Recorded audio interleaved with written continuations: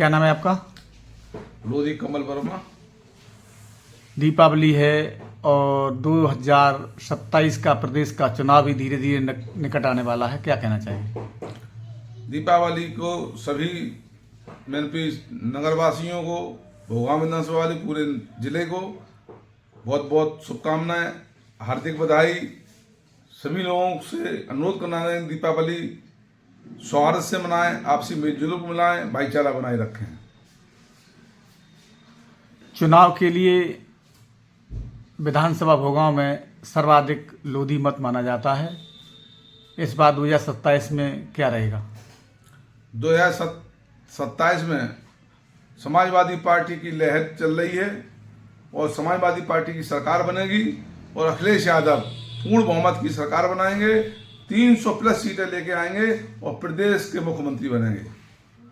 Bharatiya Janata party कई हथकंडे अपना रही है, जैसा कि नगर पालिका चुनाव में भी देखा गया था।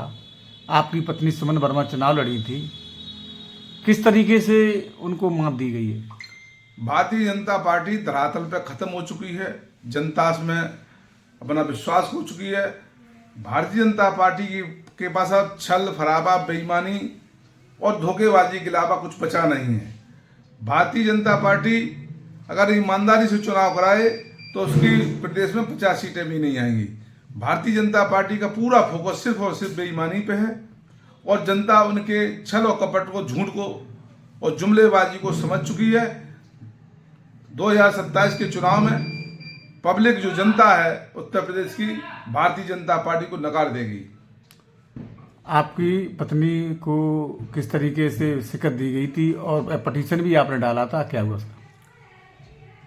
हम लोग, मेरी जनता ने हम लोगों को पूर्ण समर्थन दिया और हम बहुत भारी बहुमत से चुनाव जीत रहे थे। भारतीय जनता पार्टी ने बेईमानी करके, यहाँ के अधिकारियों ने बेईमानी करके हम लोगों को जो काउंटिंग चली, पूरी रात काउंटिंग कराई और सुबह 4 बजे हम लोगों को लाठी डंडे से मारपीट के भगा दिया।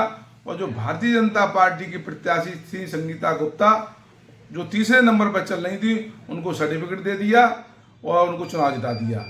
यही हाल कोर्ट में भी चल रहा है, वहाँ भी पब्लिक को न्याय मिलने की उम्मीद ना के बराबर है।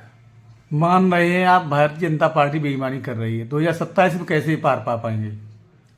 जनता ही भारतीय जनता पार्टी को धूल चढ़ाएगी। जनता समझ चुकी है, जो भारतीय जनता पार्टी ने 2014 में नरेंद्र मोदी जी ने जो वायदे किए थे वो एक भी वायदे पे खरे नहीं उतरे।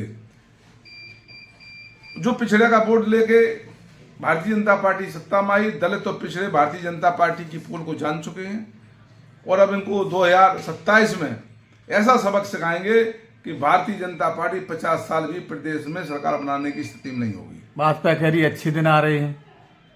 अच्छे दिन आ रहे हैं, भारतीय जनता पार्टी के नेताओं के आ रहे हैं, लेकिन पब्लिक, व्यापारी सब त्राहिमाम मची हुई है।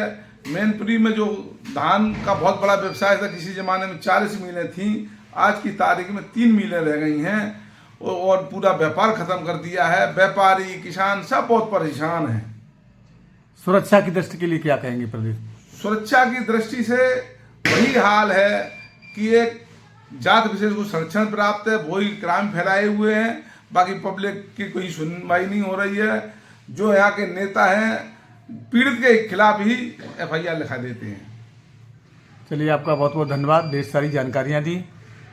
मैनपुरी से चंद्रपाल साकी की रिपोर्ट। हमारे YouTube चैनल मैनपुरी 84 न्यूज़ में आपका स्वागत है। हमारे इस चैनल को सब्सक्राइब करें, लाइक करें, वीडियो पर कमेंट करें। आपका बहुत बहुत धन्यवाद। भोगांव वाले जैसा कि भोगांव विधानसभा में सर्वाधिक लोधी मत है, इस बार क्या लग रहा है, सपा किसको लड़ाने जा रही है?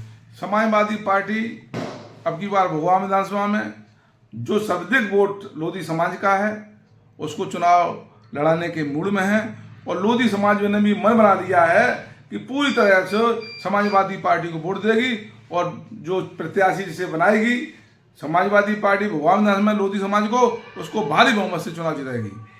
धन्यवाद।